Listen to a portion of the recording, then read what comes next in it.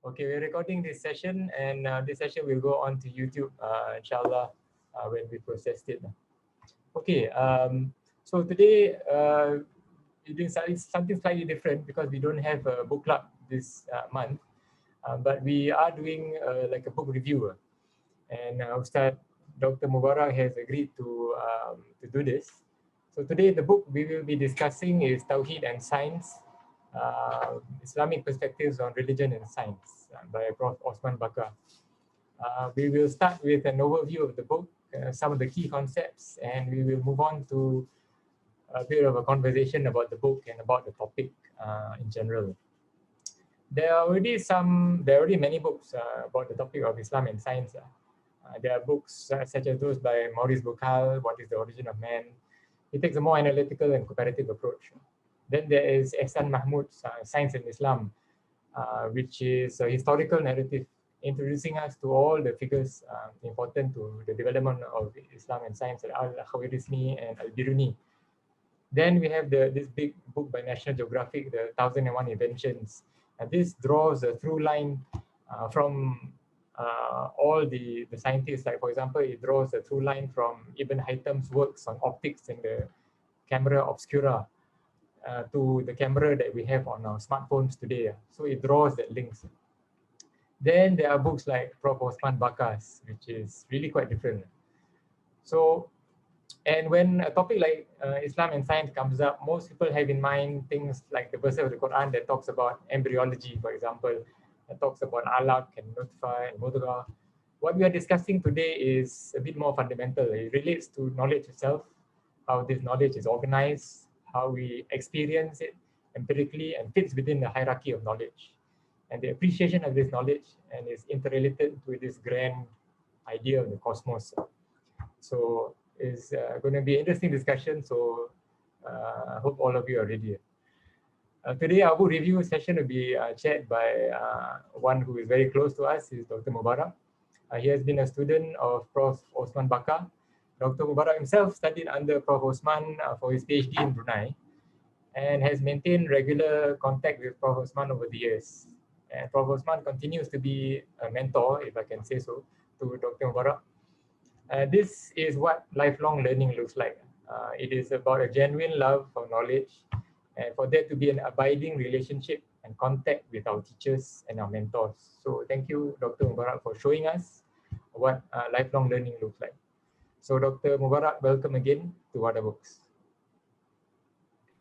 Thank you very much, Brother Ibrahim. Assalamualaikum warahmatullahi ta'ala wabarakatuh. And peace and blessings be upon all of you. I'm glad that it is recorded. Then once it is up on YouTube, I'll pass it over to Prof. Osman for him to go and criticize the way on how I reviewed his book and see whether my points or the review are accurately as what he has thought through. Right? If not, then I got to go back to study again. And probably take another PhD with him before I can truly understand his thoughts. Inshallah. All right.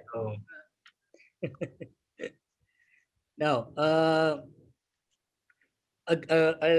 short session like this will not give justice to review the book on Tawhid and Science.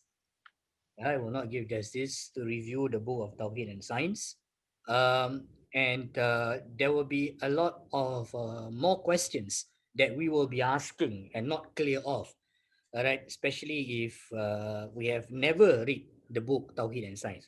Now, just for me to have a quick overview, all right, you can use the raise hand button, all right, on this one.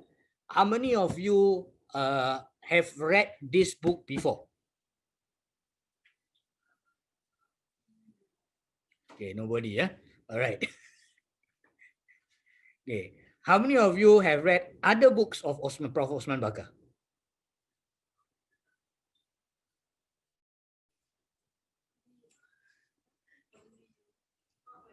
Okay. All right. So then I would know from which angle,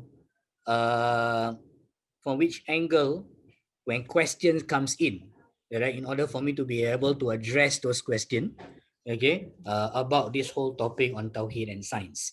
So what I will do is I will place this book of Tawhid and Science within a bigger discourse, all right, of Islam and science, all right, uh, shortcutting the discourse, by not looking at a more overarching discourse that governs this, which is the overarching discourse between religion and science. Right, between religion and science, okay, its compatibility, incompatibility in terms of its structural foundations and many other issues. So there is a history on this whole discourse, all right, of the relationship between religion and science, whether you want to take it right back to the Greek, okay, to look at the whole discourse, or we want to start to look at the discourse from the period of the Renaissance, the Enlightenment, and then the modern period, postmodern period, the post-truth era. So it has a whole discourse on its own. So I'm not going to go into that. All right, I'm just straight going to go into, all right, the discourse on Islam and science. The discourse on Islam and science. So I'll be sharing with you some of my slides. Okay. Now, okay. You're able to see my slides, huh? Right? Okay. All right. So a book review on Tawhid and Science, Islamic perspective on religion and science. So Prof. Osman himself positioned the book within a bigger discourse of religion and science. So this is an Islamic perspective. I would say an Islamic perspective, not the Islamic perspective. Yeah, an Islamic perspective. Okay. Now, just a quick preliminary remarks and then an introduction regarding the author himself, a quick one. All right. Although some of you have attended the book club session where we were reading Prof. Osman's book and Prof. Osman was around with us, all right, we have dealt with his intellectual positions, his ideas and writing.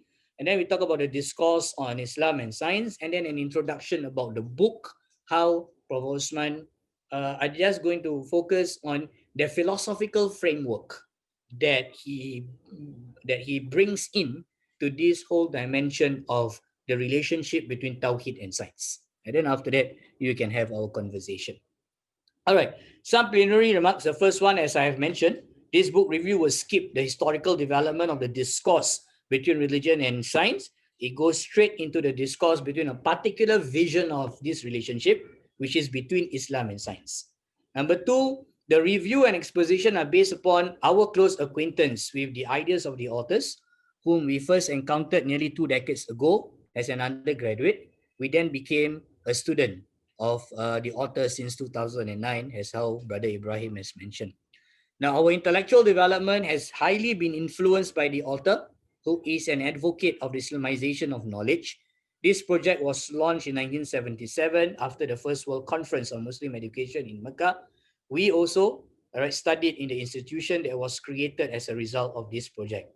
Now, based on these 2 points, I will put it forth that my review and exposition of this book may contain unintended biases towards the author and also towards the idea of Islamization of knowledge due to the intellectual choices that I have made, in my development, within this area. So Prof. Osman, born in 1946, primary and secondary education in Pahang, completed his honors undergraduate degree and his master's science degrees in mathematics, specializing in algebra at the University of London. The first Malay to receive an honors degree in mathematics in England. He arrived in the United States in 1981, completed his Masters of Arts in Comparative Religion and a PhD in Philosophy of Science and Islamic Philosophy at the Temple University in 1986. Prof. PhD Supervisor Dr. Syed Hossein Nasser. As a PhD candidate, he, which is Prof. Osman, attends lectures and discussion conducted by Professor Dr. Syed Hossein Nasser and also the late Professor Dr. Ismail Al-Faruqi at Temple University. Two of big names if we are into the whole idea of Islamization of knowledge. Now, he is described by his peers, like Professor Dr. Ibrahim Zain, Professor Dr. Kamaronia, Professor Manun Mahuti, as one of the most matured students who others looked up. Received his full professorship in 1992, Fulbright Visiting Scholar Award to Harvard University in 1992. Now, Prof. Osman was appointed a distinguished professor and the second occupant of Al-Ghazali's Chair of Islamic Thought at ISTEC, International Islamic University of Malaysia. When we were doing this, I can't remember which month, but Prof said that his position has really lapsed. So from East, I changed to WAS. So, okay. So his position as a distinguished professor and second occupant of Al-Ghazali's chairs has lapsed. But so he is still at ISTEC at the moment. He was formerly the director of SWASIS, University Brunei Darussalam, but he is still concurrently emeritus professor of philosophy of science in University of Malaya. Right, in SWASIS is where I did my PhD under the supervision of Professor Osman Bakar. Prof has published 25 books, over 300 articles, right, within the idea of Islamic thought and civilization, particularly on Islamic philosophy and science. He writes on contemporary Islams and inter-religious and inter-civilizational dialogue. His writing has been translated into many languages, especially this book on Tawhid and science has also been translated into Arabic language. Okay.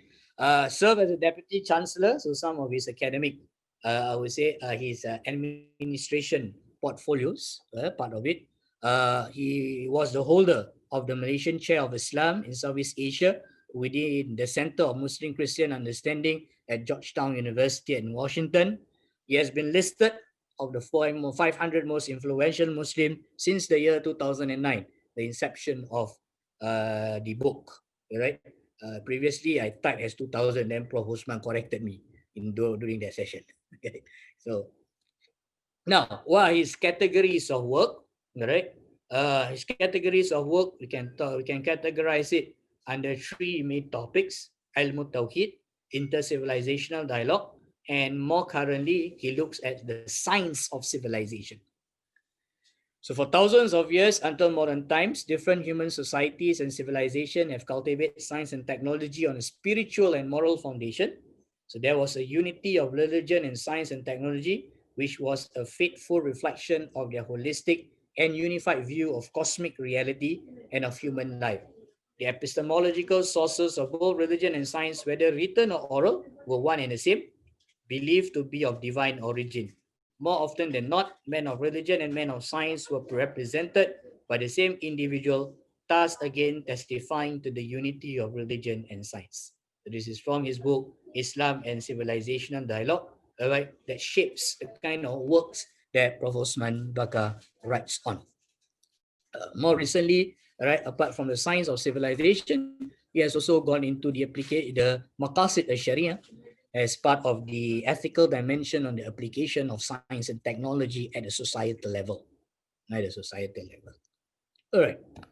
Now, so the question that we would like to ask and situate this whole discussion between religion, between Islam and science is there a need to relate, compare, and integrate Islam and science? Now we have two answers, yes and no. Both yes and no requires to present the arguments and evidences.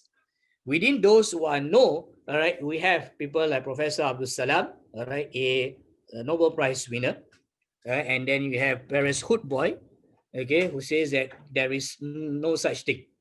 All right, you don't need to do that. And therefore, they have their arguments that have been written. And also, Prof. Osman Bakar addressed some of this in the introduction of his Tawhid and Science. Now, those who are at the yes, all right, these are some of the names, all right, of those people who say that there is a need for us to do that.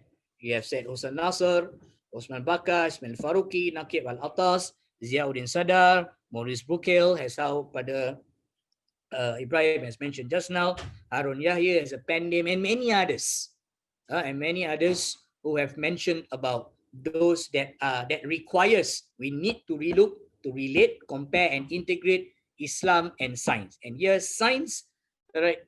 Some look at its science from the perspective of modern science. Some look at science from the perspective of science as an academic disciplines, the different definitions of science that is being given within each of the different scholars that talks about this relationship, this comparison, and this integration. Okay. Now, if we want to look at a discussion on these two schools of thoughts, right? Two books that can help us. Number one is Islamization of Science, Four Muslim Positions Developing an Islamic Modernity, Leif Stenberg, right? Although this, I would say, is a secondary source based on the interpretation of the authors himself on some of these figures down here. All right, so he classified them into four different schools. Right, did not mention Osman Bakar. All right, did not mention Osman Bakar. All right, but mentioned Syed Hussein Nasr, Ismail Farouqi, Nakib Al-Attas, and Maurice Bukil as the four main ones. Okay, and then you have a more recent one, Islam Quantum's Question, Reconciling Muslim Tradition and Modern Science. Also discuss some of this discussion here, all right, in a more general frame. Of course, there are many journal articles that has been talking about Islamization of science, but two books that I would say that puts everything together and help us to understand the whole discourse, right, has a secondary source because we are reading what the authors of these two books are basically interpreting, right, this one. If you want to go further, you need to go towards the primary sources of the respective people that is being mentioned inside these two books. Then you will get a better idea of where they are coming from. Because in a footnote written by Prof. Osman inside the book on Tawhid and Science, all right, is he mentioned the misinterpretation of the author Stenberg, all right, of the position of Syed Hussein Nasr in this whole understanding of the relationship between Islam and science. Right? Islam and science. All right. Now, okay, when we look at this group of people, when we look at this group of people, the discourse between the discourse of Islam and science becomes very wide due to what? What is that reason that the discourse becomes wide? The reason because why the discourse becomes wide is the definitions of Islam, the definitions of science, and then identifying the structural and the essential relationship between Islam and science. How do we see Islam? Islam has a way of action. Islam has a way of knowledge. Islam just has rituals. Right? And then how do we define science? Right? Science has the content itself. Science has an academic activity, an intellectual activity. Science has an academic seal. Right? All this will shape the different ways on how, all right, the discourse of Islam and science will happen. And then once we do that, how do we identify that relationship? How would they identify that relationship? Now, in the introduction of the Tawhid and Science, the author gave this philosophical framework on how we are able to understand, all right, this relationship. So for him, when he looked at these three things, right, these three things are important. Which definition you choose, which definition of science, which definition of Islam, and then what is the structural and essential relation between Islam and science. Based on these three components comes out two important components, which is the epistemological dimension and the ethical dimension. So the philosophical framework that Professor Osman Bakar gives us within this Tawhidic, within this book, right, is when we take all these three components together, right, we can look at it from two perspectives. One is the epistemological dimension, and the other one is the ethical dimension. Now, this epistemological dimension is referring to the knowledge content that is being developed all right, through the relationship between science and Islam. Okay. The ethical dimension is the application of this knowledge. Now, the application of this knowledge is divided into two. One is the theoretical application, which means that we apply the knowledge theoretically in the production of new knowledge within the field and from outside the field. And the other one will be the development, all right, or the practical application of the knowledge developed here, all right, in terms of the production of techniques and technological products.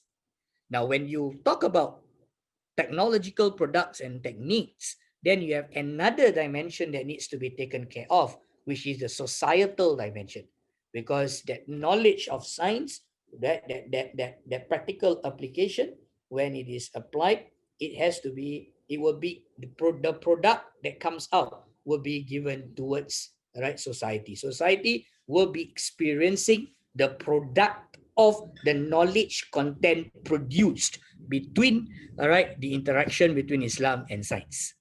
Between Islam and science. Okay, so that is where he is coming from.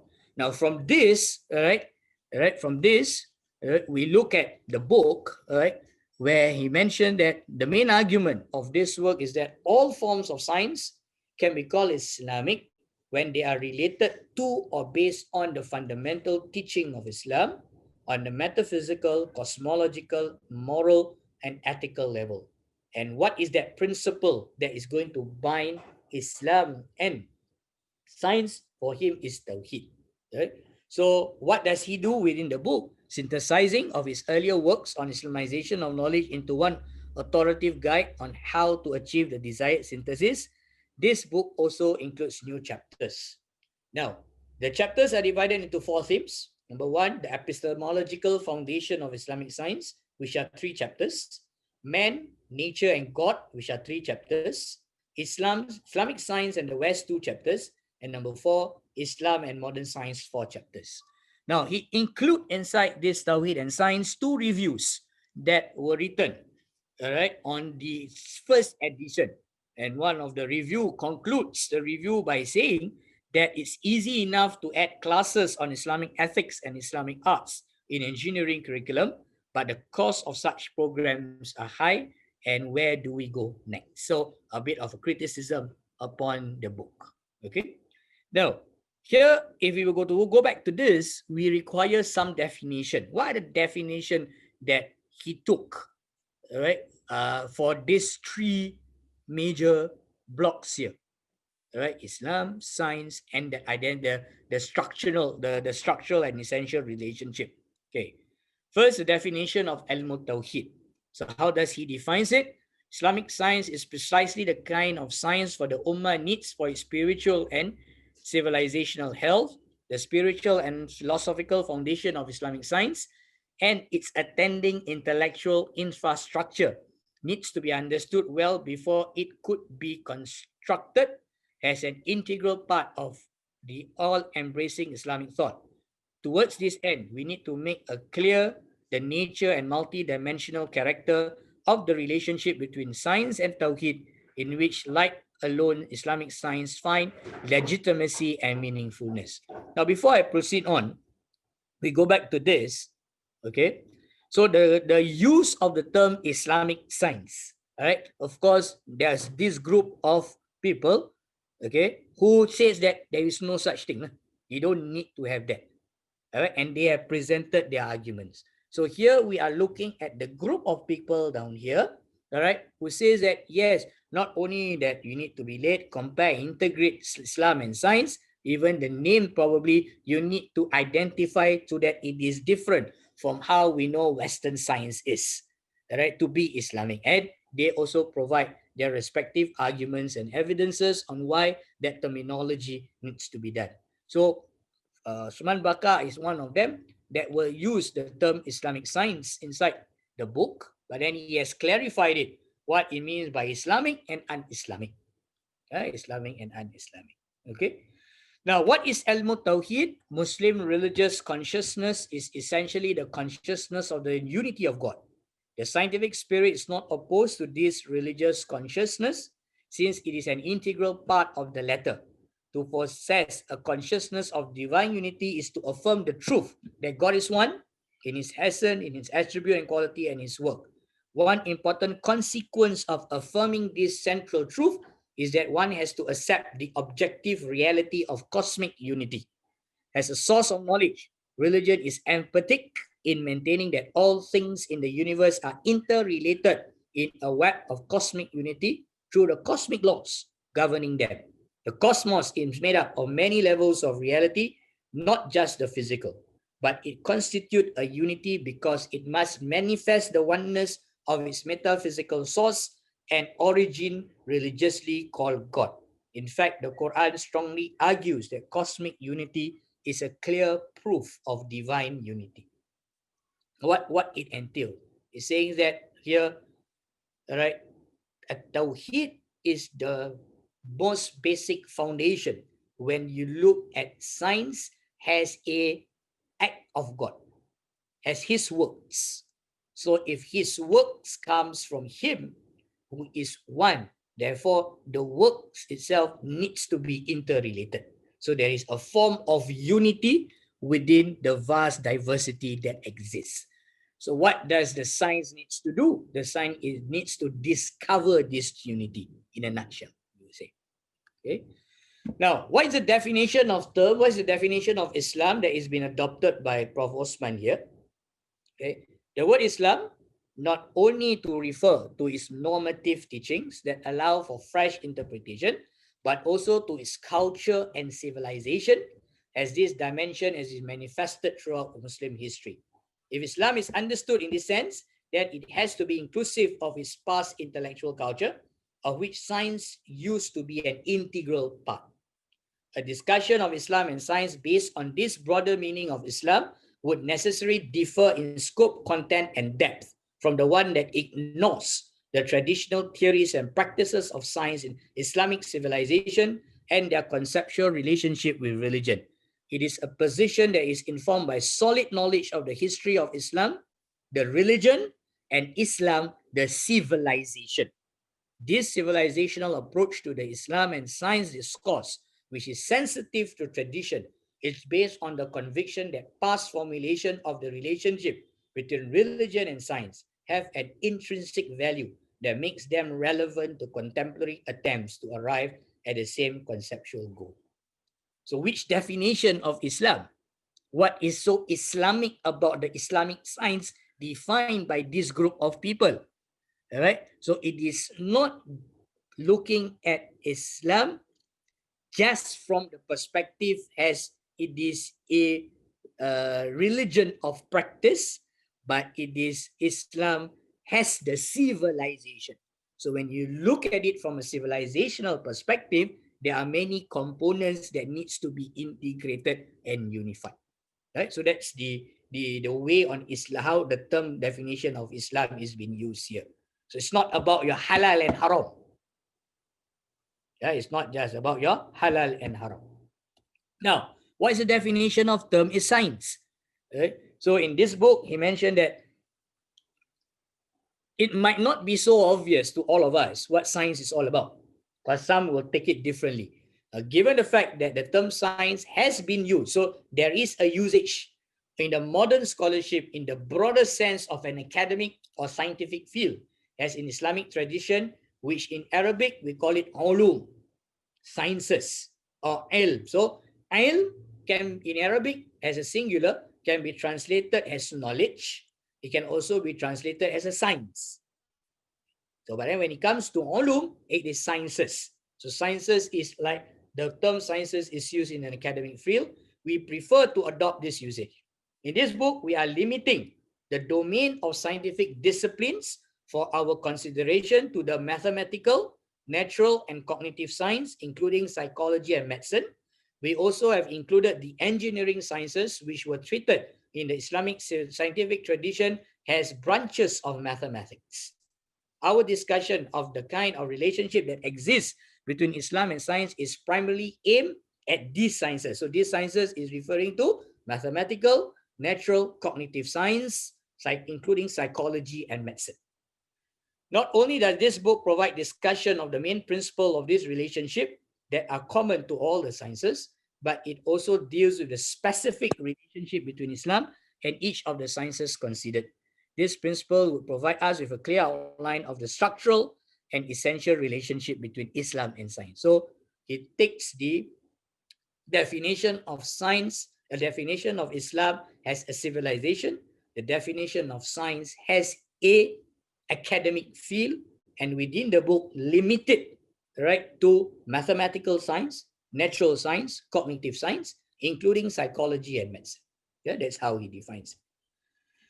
Now, how's the structural relationship? So after having the definition of science, the definition of Islam, the structural relationship. So science is a branch of knowledge and has an intellectual activity. It is only meaningful to speak of the structure of science if we accept the fact that knowledge has been systematically organized and divided into numerous academic disciplines, and these disciplines classify in groups of some well-defined criteria. Right? So there is some form of assumption. Right? So if we take like science as a branch of knowledge and as an intellectual activity, there is an assumption that we need. So that assumption here is that the discipline has been classified due to some criteria why we classify certain field as what it is. Botany, chemistry, physics, geology, whatever it is. There are certain criteria that we put in order to define it. In Islamic tradition, there was tremendous intellectual activity focusing on the issue of organization of knowledge into discipline and their classification.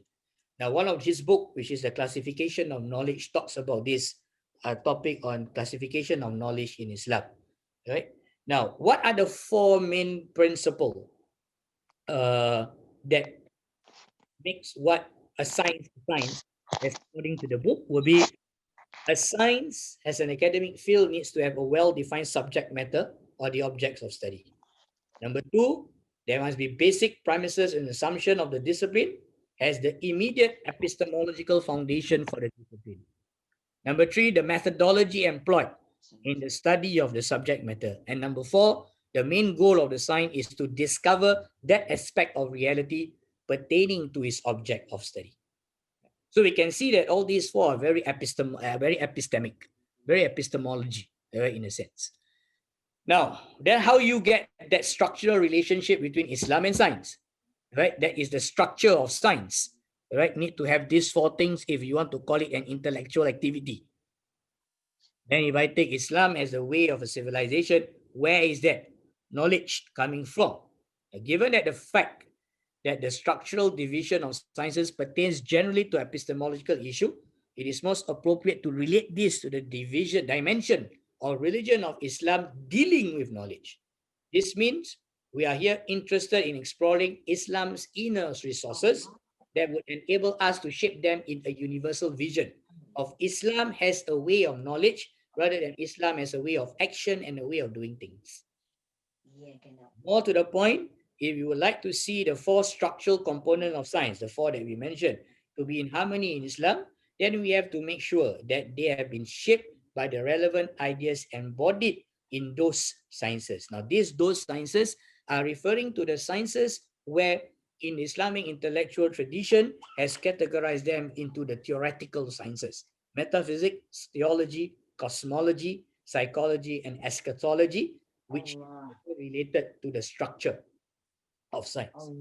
It is also quite clear why Islamic intellectual tradition is important for our inspiration, consultation, and guide when it comes to the formulation of relationship between science and Islam. The experience of our predecessor in using Islam's inner resource and developing their metaphysics, theology, cosmology, psychology, and eschatology is invaluable to us. Needless to say, there is always room for improvement in intellectual matters like this, but there is no need to reinvent the wheel. What we are aiming at is a science molded by the crucible of Islam. Right? So when we talk about Islam as a way of knowledge, here we are not looking at it from the Sharia perspective or the fiqh perspective. We're looking at it from these different categories of knowledge that has been developed within the Islamic intellectual tradition. So going back to the tradition, that's how he argued all right, will help us look at how that relationship can be found. Why? Because the men of science were also the men of religion within the Islamic intellectual tradition. Now, the religion of Islam has an ethical and moral dimension. Okay, so this one, right? If you go back to that, this one, okay, so it deals with this part, just deals with this part only. Trying to get this knowledge content and forming the structural relationship between Islam and science, okay, to get this epistemological dimension. Now, how about this dimension here, the ethical dimension of Islam and science? Okay, so this is where he went on to say that the religion of Islam has an ethical and moral dimension, which is to be identified in the teaching of the Sharia. We gave also the assertion that the domain of application of science is the concern of ethics.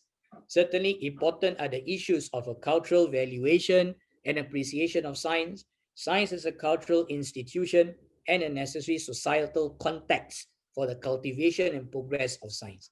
In light of the above remarks, we may assert that in formulating a comprehensive relationship between Islam and science, the ethical dimension and societal dimension of science needs to be related to Sharia. In Islam, the Sharia is the main source of its value system. Thus, the application of science in Muslim society and culture should be guided by the Sharia hierarchy of values of human acts and objects.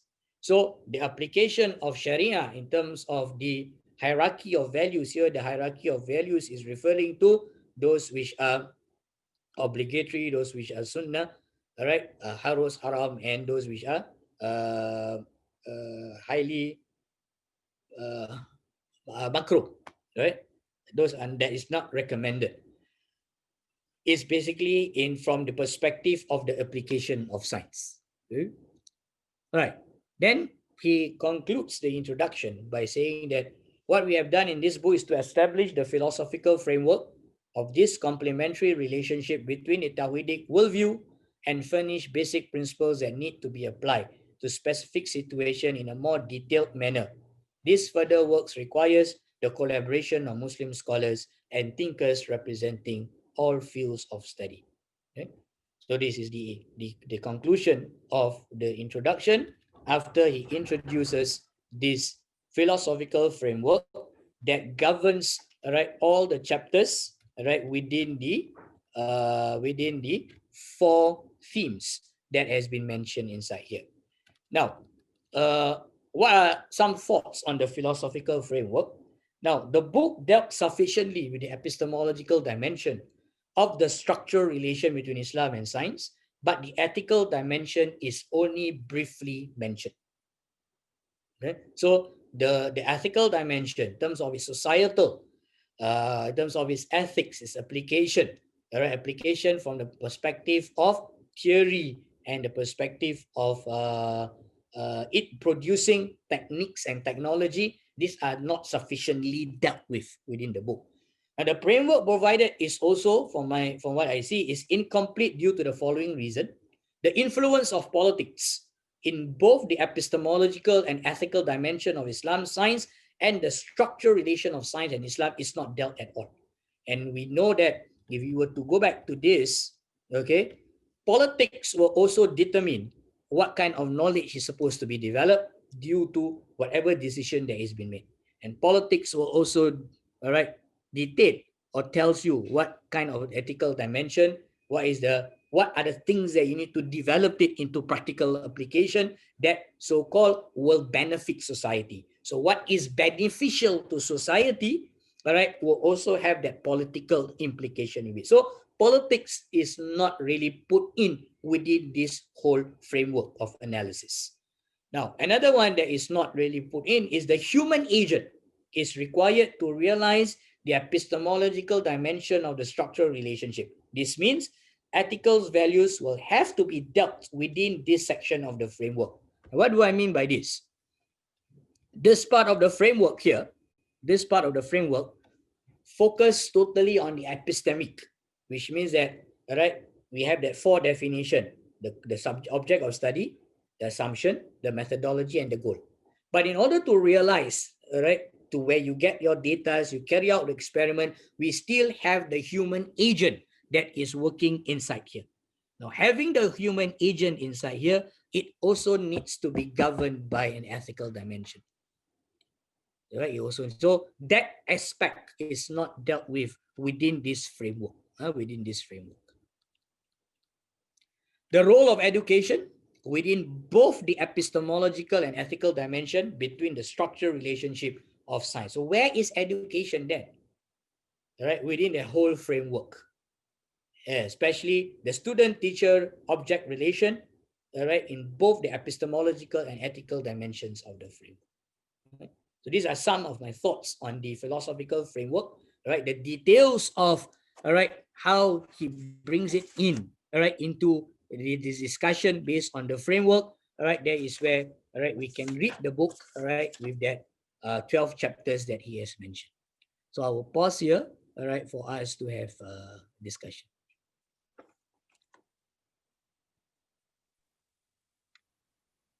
Yeah, Assalamu alaikum. So I had some questions actually, so that I wrote them on the chat. All right. Brother Ibrahim, you want to? Yeah, Bomadin, maybe you just wanna just ask the question directly. Yeah. Okay. Yeah. So I had like actually two questions. I mean, the first one is related to what is meant by Islamic science. For example, if you look at Sayyid Hussein Nasr's book on 3 cosmological models, I mean, you see even there. I mean, here you see. I read Chitik's article on modern science and the eclipse of Tawhid. But on the other side, you have the 3 cosmological models within Islamic science that, for example, Nasr talks about. Mm-hmm. So you see there, even there is no clear agreement on what is an Islamic cosmological model, because both cosmological, all the cosmological models that were discussed by Nasr are also Islamic, right? So one is, so there doesn't seem even an agreement between Muslim scientists of what is the understanding of Tawhid in cosmology. So they all say we are muwahidun, they all say we are doing Islamic science, but when it came to cosmology, they came up with different cosmological models. So yeah, how come? Is that an issue? Yeah, it's an issue, right? Because I don't think there is an issue. It's not one model, right? I mean, here, for example, if you look at modern cosmology, they are coming up with one cosmological model. I mean, they are all working on one model within modern cosmology. I don't think there is also one model within modern cosmology. Well, at least that's the hope, right? I mean, they talk about this grand unification theory, and then I think what we are dealing here with is that unity does not mean uniformity. I think, but uniformity in what? Uniformity in space, in time, or what? I mean, well, in uniformity within your model, there's not necessarily be uniformity in model. The Quran itself has already shown to us that when you look at the cosmic, when you look at the cosmos, you look at the cosmos from different perspectives. So that different perspective depends on which perspective it's more, which attracts you more. So the whole idea of what if we were to understand where, right, say Hussein Nasr and Osman Bakar is coming from, as long as the whole idea of Tawhid is being used, Tawhid, which means that you can come out with a way of explaining things, right, that shows that there is a unity between the respective levels of reality in cosmology, then it can be considered to be Tawhidic. It's not necessary that it needs to be uniform and everybody agrees to just one way of looking at things. But modern cosmology is based on data, right? I mean, they observe, they develop mathematical models, and it's all consistent with reason. So it's like modern cosmology then is Tawhidic because it's like consistent with reason. Well, consistent with reason, and at the same time, right, you have other premises that Nasr and Osman Bakar has put in, all right, as what makes it to be Tawhidic and Islamic. So is all modern cosmology Tawhidic? I would not say it's all. All right, how do we want to judged, all right, modern cosmology, whether it could be brought, it could be taken into within the framework of Tawhid? Those are the works of cosmologists, all right, who are Yeah, Muslim. but I understand. Yeah, but I think we yes, I have a friend of mine who is like a practicing Muslim and a cosmologist.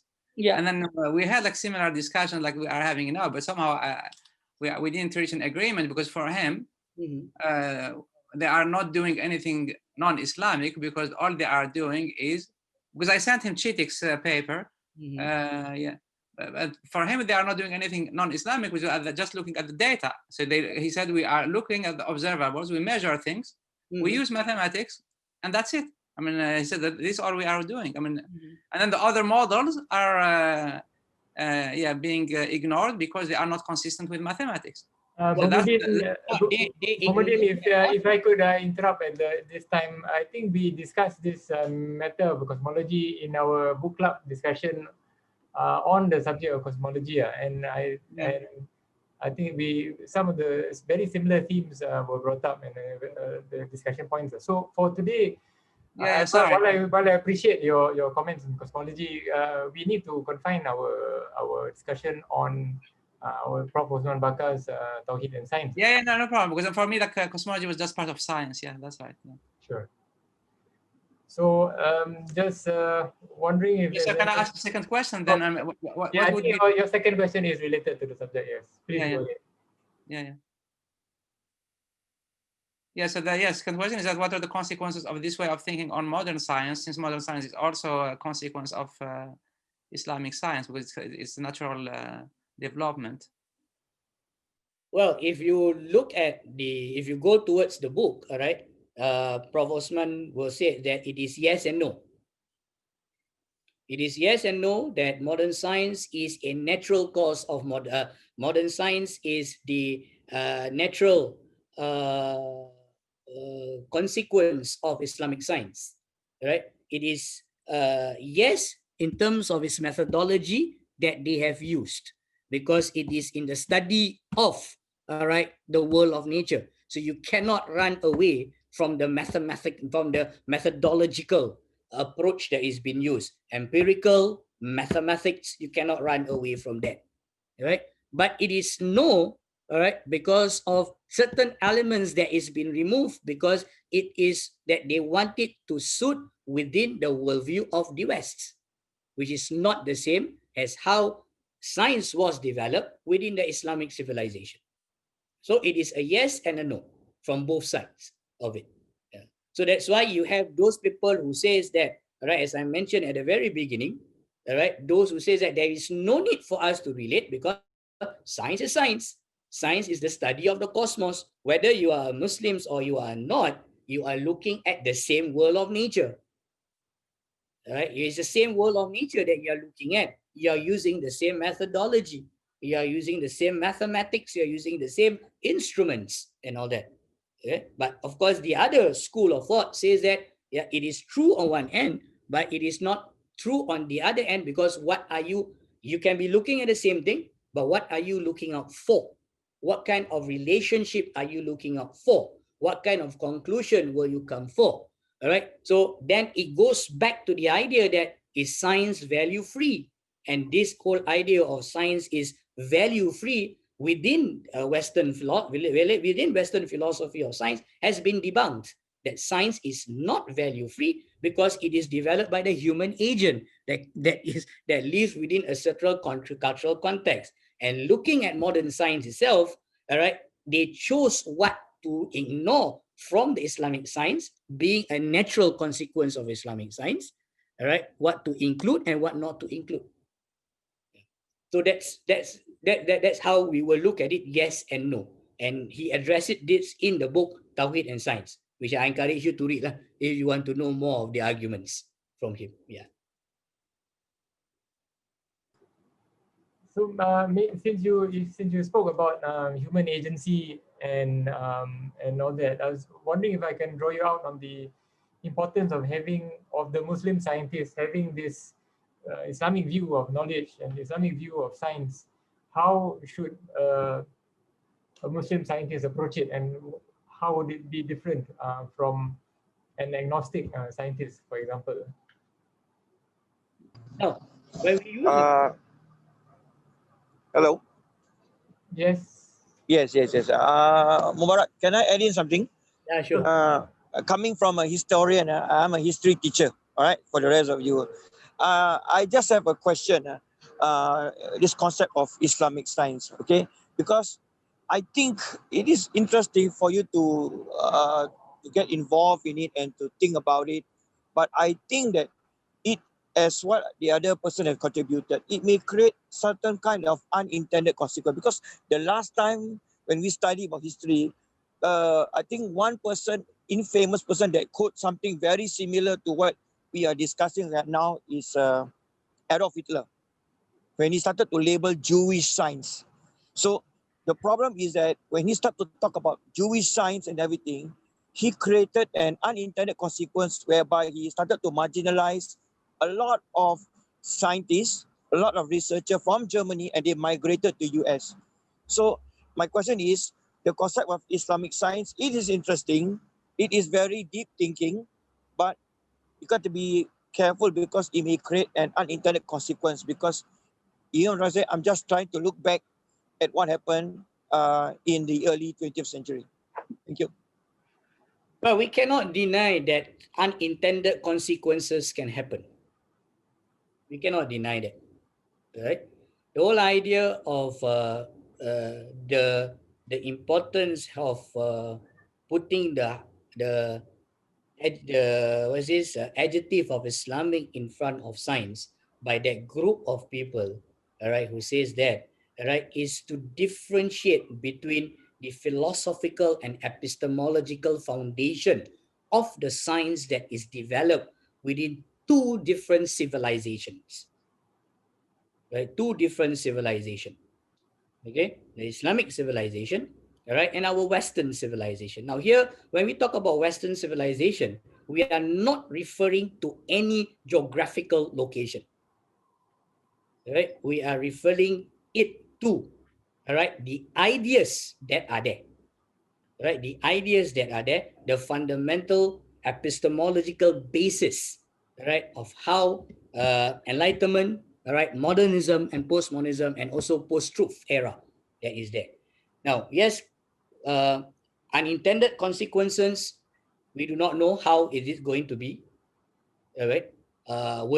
Can it happen? Possibly. Therefore, those scholars that are developing this idea, all right, whether you want to call it Islamic science, whether you want to call it science, whether you want to call it Tawhidic science, whatever science it is, okay, we have to look. We cannot deny also that modern science had unintended consequences right now. And also, I would like to say there's a big distinction because at this moment, Muslims themselves are articulating their Islamic science. It's not a definition that is done by another, such in the case of Hitler defining the Jews as having their own brand of science. So this is how Muslims themselves are formulating a response to modernity and how they should link back to their own heritage and cosmology that is consistent with their worldview. So that's my 2 cents. Yep. Agree. Yeah, I mean, it's like I had like a similar. Yeah, I agree with Ibrahim in the sense that like you have Muslims and scientists are practicing modern science, and then they don't see any problem now. So, for example, I just have a practical question now. What would be your advice for students of modern science, like Muslim students or practicing Muslims doing modern science in modern universities in the West? I mean, should they, because will they have a problem in their worldview by just doing theoretical physics, or I don't know. I think it's not just only in West, in all over the world. All our science has been defined by only a particular way of looking at how the world of nature is. I think what we should be now is to look, is there an alternative way on how we can understand nature that has been shown within the rich civilization of humanity, whether it is from the Islamic civilization, whether it's from the Chinese civilization, whether it's from the Hindu civilization, where all these civilization had developed their science to a level of progress and modern during their period of time. And they had that very important principle that the world of nature is in harmony with the human being. Whereas we know the way on how we are going through science right now is destroying the world itself. And how do we address this if we refuse to acknowledge that there is an alternative vision of science? A vision of science that is probably more holistic than just looking at the world of nature as something that can be measured, can be experimented on, that can be controlled, instead of looking at the world of nature as having an intelligence that is having a balance and order and equilibrium, where the whole purpose of us while studying the world of nature is to find that balance, to discover that treasury of balance between the human being and the world of nature, because the world of nature is governed by a certain sunnatullah, a sharia on its own. So the whole practice of science that is from an alternative vision, a vision that can come from Islam, a vision that can come from the Chinese civilization, all right, has looked at it from that perspective too. Are we now able to, with our modern science that we have, all right, with so much more empirical data that we have, so much more facts and theories that we have as compared to what we have in the past. Now, can we synthesize something, all right, that is more holistic so that, all right, we present to humanity, all right, a science that is universal, something which is global because you forced it, all right, through some form of politics and power, but it is universal that it consider the cultural, the intelligence of the different cultures that they are there all around. Yes, yeah. So let me ask me just the question more clearly, right? I mean, if we just come back to, I didn't read the book, but I'm just going back to the article of William Chittick, and the title, Modern Science and the Eclipse of Tawhid. So can we say that the people who are practicing modern science, their iman is being affected because they are doing science? I'm not here to judge that. Yeah, but is this an implication? No, it's not. I'm not here to judge, as I said. No, yeah. I'm not talking to you as you. I'm just talking about this because you see, just look at the title of Chittick, Modern Science and the Eclipse of Tawhid. I mean, it implies in some sense that by doing modern science... I'm sorry, brother. You are talking about Professor William Chittick's article. Here we're talking about Tawhid and science. I understand, yeah. I'm just asking you because I didn't read your books or the book of your professor. I'm just like making an analogy with Chittick's paper, yeah. Mm-hmm. So to judge that people who are practicing modern science, whether that is going to affect their iman is not for us to judge. Yeah.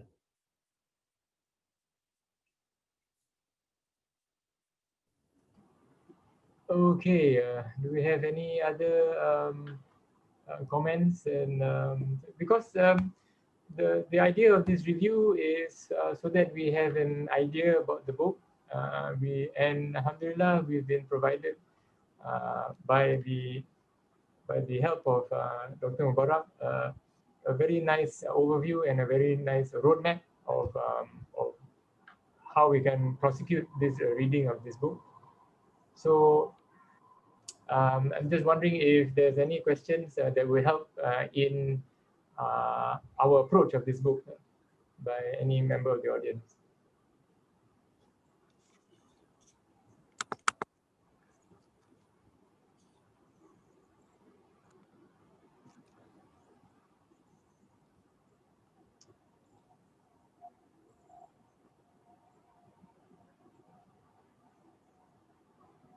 Am I alive? Yes, you are. Yes. Oh, alhamdulillah. I've been trying for weeks and I've been muted. Right. Assalamu alaikum wa rahmatullah. Welcome from South Africa. It's a bit late in the afternoon. Assalamu alaikum. I was very intrigued because I was reading something, I don't know whether you're aware of, it's called the Age of Aquarius. Now, the Age of Aquarius started somewhere around in 1960 and it's now reached its highlight.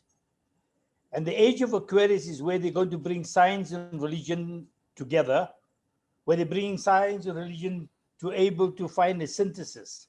And that is, I think, the ultimate object that secularism achieved when it turned away and now bringing with liberalism. So my biggest fear is with Muslim scholars in the West, when they are so caught up with liberalism that they don't have the sift to able to get to the point that we want them today, where they can able to bring Tawhid and also the sciences. Because remember that when we ever entered into any country, whether it was Baghdad or into Persia or in Egypt, we created harmony with knowledge. We opened up an Islamic institution. But we lost that. And thanks to secularism, and thanks to our scholars that have been overtaken by Western influence and their purse, that they are prepared to sell the Islam. And the amnesty, the myasthenia, or what we call it, the forgetting of Islamic knowledge that we provided to the West, unfortunately, we're paying the price. So I say that we have to go back to the roots. Sheikh, I don't know whether you'll agree with me, and it starts with our schools, that we have to bring Nakli back in. We have to bring Nakli in back, because we are so overtaken with the occult, the imperative sciences, that we don't have any more sift to able to make the decision between the two. I don't know. I'm very concerned about this. Well, we are faced with, sorry. We are faced with this new problem of Muslim liberalism, that we're having feminism now coming in very strongly. We're having Muslims embracing LBG, whatever it is. But the point that it is that our enemies are not working from outside anymore. They've equipped us, and we are doing the battle within ourselves. That is the biggest danger. So I admire that we have this discussion that we're having here today among ourselves in looking at this. I hope that we continue with this. Thank you so much, Hussein from South Africa. Thank you for your thoughts and your concerns about the state of the Ummah now. We cannot disagree with the state of our Ummah. We cannot disagree with the state of our Ummah. But of course, it's not just all bleak and there is no light, I would say. I would say that these are what I would say attempts that have been made by our Muslim scholars, all right, in using our traditions, looking at modern knowledge, what is that synthesis that can be given so that it helps humanity to move forward. So I would say that there are works. It's not that they have no work at all. It's been done. Okay, there are work. Okay, of course, it is not as fast as we hope it to be, right? But it is at its pace as how Allah has willed it to be for His pace, and hopefully we have more people, all right, who are. Because here we have a question: how should Muslim scientists approach science then? All right, we should approach, all right, our contemporary knowledge, all right, not forgetting that we have a treasury of knowledge that was there in our Islamic civilization. We need to work doubly hard, all right, to go back to there, all right, and see what we can learn from them, all right, not in terms of the facts, not in terms of, because those things are foregone in terms of its relevance, but there are probably some principles, some methodologies that are still relevant that can help us, right, in this whole process of integration and synthesizing. So we encourage, right, from all different fields. That's why at the end of the introduction, right, as I shared just now, that Prof. Osman mentioned that it is a work that the further work requires the collaboration of Muslim scholars and thinkers representing all fields of study. So it is not just the Nakli field, it has to be both the Nakli and the Akli field working together. Yeah, that is the most important thing that we need to move forward. If we can have a person who can integrate both, that would be marvelous. But knowing the kind of dualism in terms of our education system in a number of parts of the world, of course, there are some parts of the world where that dualism has been is been tried to be taken care of to have some form of integration. Right? We do see, inshallah, in future all right, after 50 years, more than 50 years, all right, from the, well, less than 50 years from the first Muslim conference in Mecca, there have been progression, there have been institutions, there have been universities, and even schools, all right, textbooks that have been written in the various fields to help with this kind of synthesis and integration. Can I add something to that? I was in Mecca on that conference, and I attended 2-3 other conferences. I was responsible for Muslim education in South Africa. Very disappointed in worldwide that we start off on the right, but we bought in. Nakli never took precedence. All we've done, we've changed the name, Muslim schools. We've got in few ulama with Islamic dress, and we continued with the Western concept of there. Dualism will always be a problem. We don't have we've had that. But I embrace what you are saying, because knowledge is from Allah subhanahu wa ta'ala. And the first word that Allah revealed was Iqra. From the 77,000 words, one word, one Iqra. So it gives us the importance of knowledge. And it never said, the Prophet said, go as far as China, seeking for your knowledge. So we don't have a dichotomy in knowledge, but we need the sif. And that sif is what we don't have. So even in COVID-19, it is a great moment for us as Muslims, because we have unpacked the historical hadith and the Quranic lessons for us to move forward. But many of have gone into the lizard's hole, following the backside of their harem folk masters for the fear of favor and purse. So dear friend, we need to continue, and it's not that we worry about numbers. Islam was never a number game. If we can get Muslim scholars awakened, there are so many great Muslim scholars around the world, but I don't know, there's something lacking. They don't want to commit themselves. We have to bring that back, because the world is looking for answers. Our Rasulullah was a mercy unto mankind. So the knowledge of the Quran, its favor and its completion is for mankind. We need to bring that. The unity and the unicity of knowledge from Allah. All we have to do is find the saf and make the balance. I agree with what you say. This book is fantastic in terms of Tawhid and sciences, because people have created the dichotomy that we know Islam is against. No, we don't. We never were. Maybe our scholars were pulling to one side, but great scholars have even come up. So Sheikh, I want to conclude, it's your post, but I want you to give me consideration. Look at Imam Ghazali's, the smallest book that he did when he came back after the 10 years of finding soul, the Kimiyah. That are so beautiful because he puts it in 4 paradigms. Know yourself, know this world, know the year after, and you'll know Allah. That is the Islamic curricula. We have to teach the child to be a Muslim. We have to teach him about the world. That is the stewardship and the vicegerency. And then he will realize this year after, and he will know Allah. Knowing Allah is service to humanity, service to education, service to all. So we need to go back, and believe me, it's the basics. We have to go back to the basics, Sheikh. Jazakallah for listening to me. Thank you very much. Thank you very much, Hussein, for that perspective. And it's beautiful that we end with Al-Ghazali. Thank you for that reminder.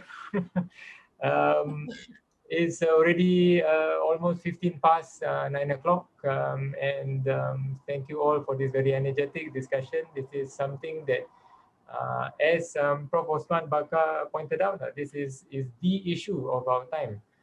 We need to understand this, and we cannot understand it all in one go or one discussion. It needs to be a dialogue. It takes time, and may Allah help us in this endeavor. That's what we require is that, I mean, every one of us knows the kind of I mean, every one of us knows the problem. How do we do it? How that's the most difficult part. That's the most difficult part, the how to do it. Very difficult to do it. Leadership. So well, as how I've mentioned just now, within the philosophical framework that he provided inside this book, he didn't include the political dimension of it within the whole philosophical framework.